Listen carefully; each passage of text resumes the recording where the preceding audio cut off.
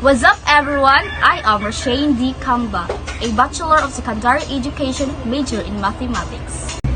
Studied at Kapalong College of Agriculture, Sciences and Technology. Hello students, this is Teacher Shane.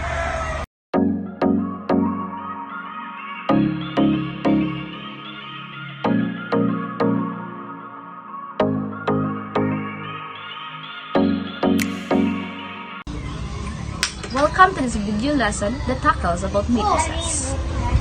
If you ever wondered how data can be organized in rows and columns for solving mathematical problems, then you're in the right place. Today, we will be exploring about matrices, how to work with them, and why they are important in mathematics and real-life applications.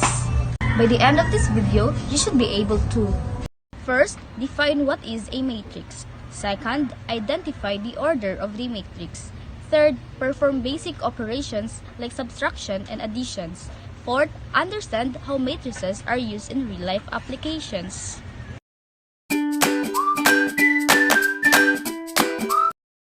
What is a matrix? A matrix is a rectangular array of numbers. The numbers in the array are called the entries in the matrix. A matrix with only one column is called a column vector or a column matrix. And a matrix with only one row is called a row vector or a row matrix.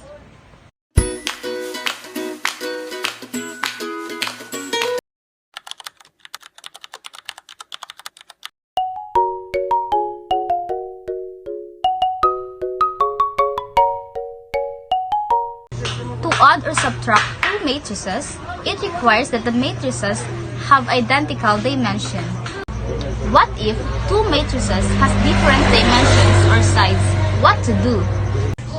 In that case, we have an example for that. For example, matrix A has a 3 rows and 2 columns, while matrix B has a 2 rows and 3 columns.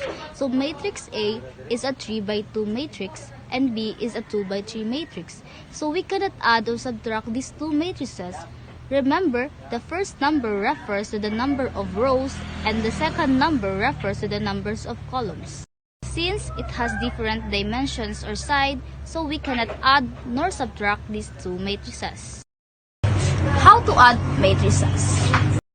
Each element in one matrix is added to the corresponding element in the other matrix. So this is how we're going to add the matrices. We've got a matrix A and a matrix B. So it's going to be 4 plus 0. Then we're going to take 10 row 1 column 2 in matrix A and add to its corresponding element in the other matrix. And then likewise, we're going to take row 2 column 1 in matrix A, add to it to the element in row 2 column 1 and matrix B. It's just easier to look at this visually. So it's 4 plus 0, 10 plus 6, 1 plus 5, 3 plus 8, and then simplifying that. So, here is the result of adding matrix A and matrix B. Now, it's your turn. Let's do another example.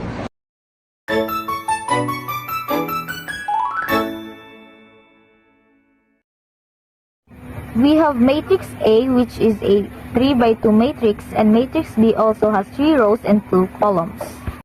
So, 5 plus 3, 8 plus 2 give us our first row, 12 plus 1, 25 plus 9 give us our second row.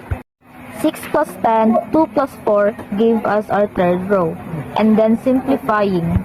So, here is the result. So, how to subtract matrices? Each element in one matrix is subtracted from the corresponding element in the other matrix. So we got 2 by 2 matrices, so it's going to be 2 minus 0, 0 minus 7, 4 minus 2, and 11 minus 8. So here are the calculations, and here is our result of taking matrix A and subtracting it from matrix B. Let's do another example.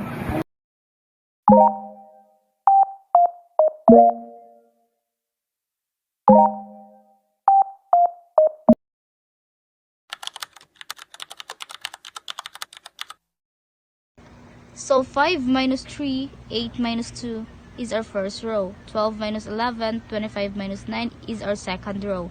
6 minus 10 and 2 minus 4 is our third row. And we get the following result.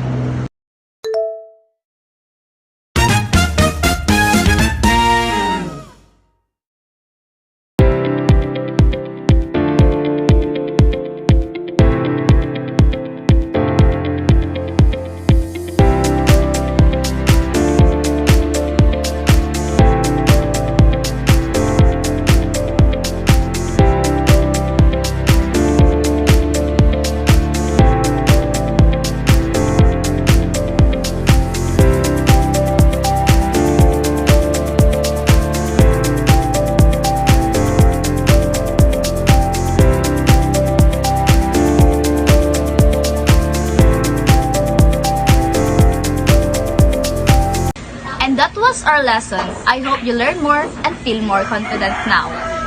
Remember, Math is all about practice, so don't be afraid to go over the example again or try a few problems on your own.